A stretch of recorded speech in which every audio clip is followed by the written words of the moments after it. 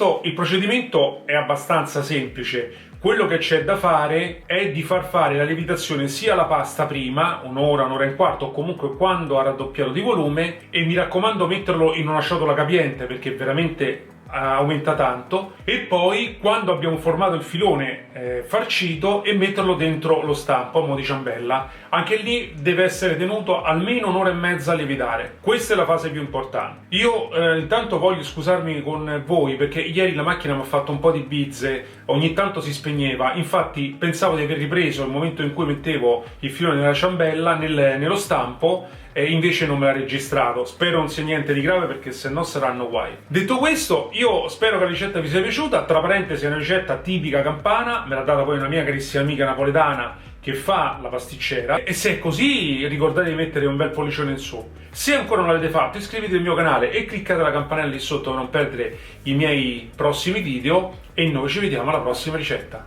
Buona giornata a tutti!